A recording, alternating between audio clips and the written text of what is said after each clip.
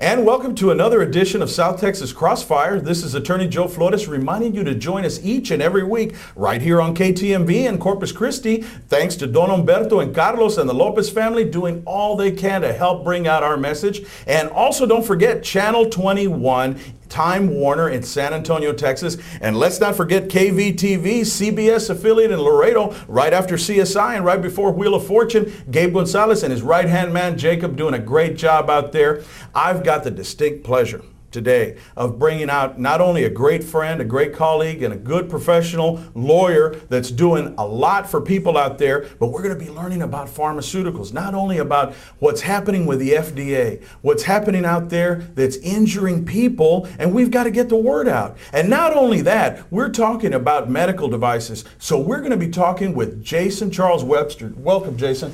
Hello, Joe. Thank you for having me today. Well, it's a pleasure to have you, Jason. And I'd like to tell everybody out there, and a lot of lawyers know who you are, but the men and women out there, our audience, don't. And let me tell you, Jason is not only licensed here in Texas. He's licensed in Mississippi, and he's in federal court here and in Texas. And let me tell you, in the Fifth Circuit, Louisiana, and he's got alliances nationwide. He's with the Matthews Law Firm, and he's trained with the best, the brightest. He's handled multi-million-dollar litigation on pharmaceuticals and devices, and also serious injuries and catastrophic injuries. So we're very fortunate to have him on today. And we're going to be talking, as ladies and gentlemen, you can see out there, drugs. We're going to be talking about pharmaceuticals. And also we're going to be talking about this little device that has put a lot of people in harm's way. So I'm going to be asking Jason about some of these things. But first, let's just forget about the pills for a moment. Jason, why do you do what you do on pharmaceuticals? What makes the passion that you have to advocate for these people?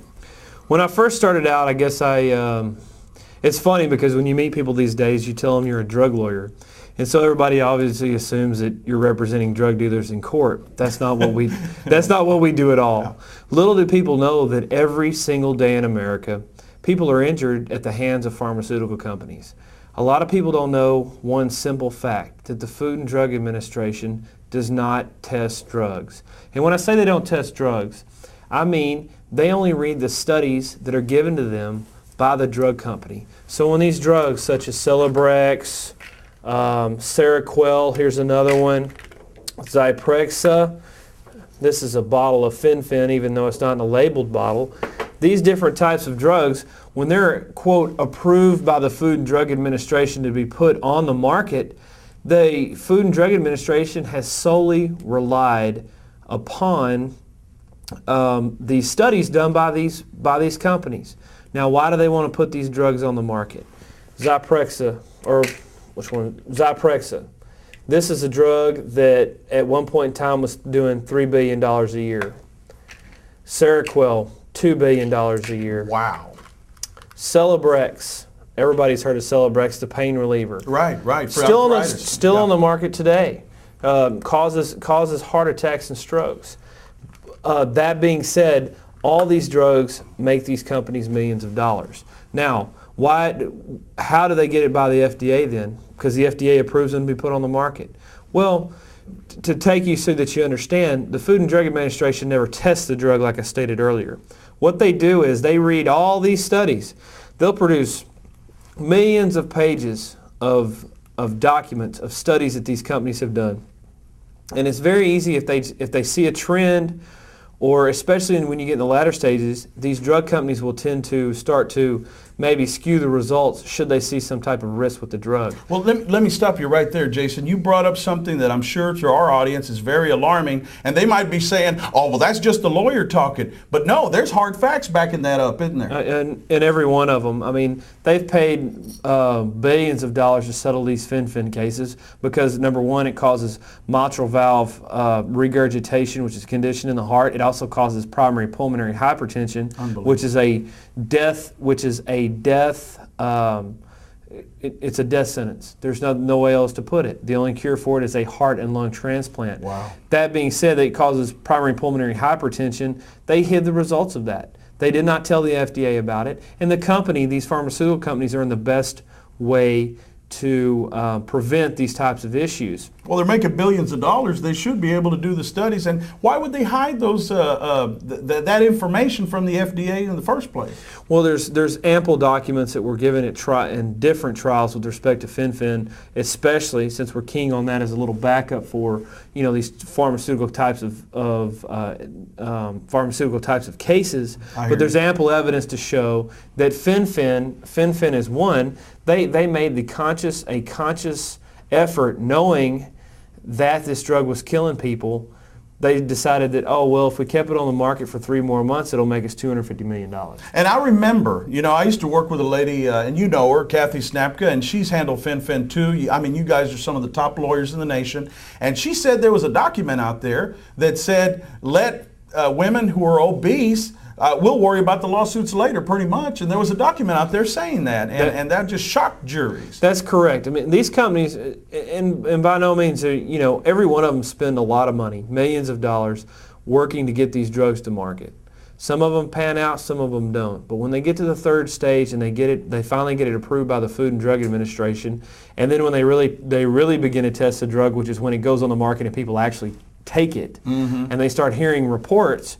Well, a lot of times, the powers that be, those CEO types, the guys at the top, see that stock price, all these drugs run the stock price of these companies. And the minute that you have to take one off the market is the minute your stock price starts to go down. And the investors, these guys that could be me and you or somebody else that's buying stock in these products, and then they've got to answer to shareholders.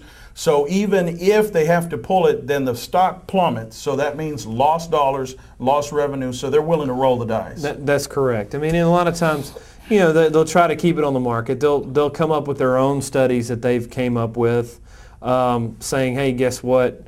It doesn't really cause this, and that happens a lot. You hear that a lot. They try to protect their drug.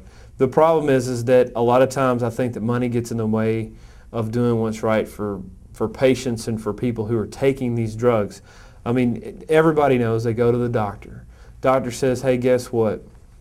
I've got a little pain in my shoulder. I got a little depression going on, some of those type of things. So for the pain, he prescribes you some Celebrex. For the depression, he gives you some Zyprexa. They never told anybody about Zyprexa and the fact that it causes weight gain and diabetes. We've had clients that have gained we had one girl who was 21 years old, gained over 100 pounds in 6 months and developed insulin-dependent diabetes. With respect to Celebrex, we have hundreds of people who have had heart attacks on these drugs. They knew about it for long periods of time, but yet they fight it in the label because these doctors will simply not prescribe it, because these doctors try to do what's in your best interest. And you trust your physicians, and you don't know anything about it. They don't inform you to make the proper decision as to whether it's, whether it should be good for you or not.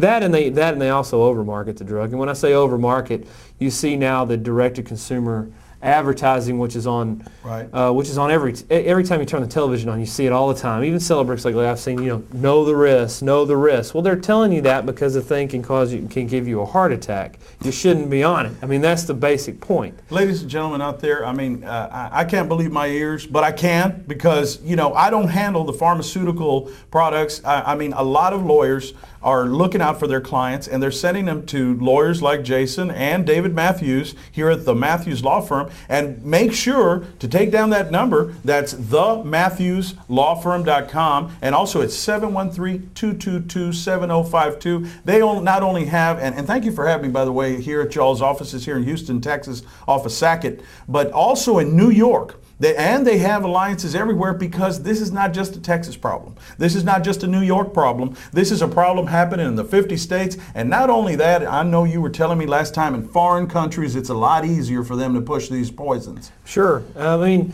they always laugh. Some of the documents you see in these pharmaceutical companies always laugh because they say the Europeans will put anything in their mouth, which is pretty funny. So a lot of times they'll take these drugs over there and test them on those people.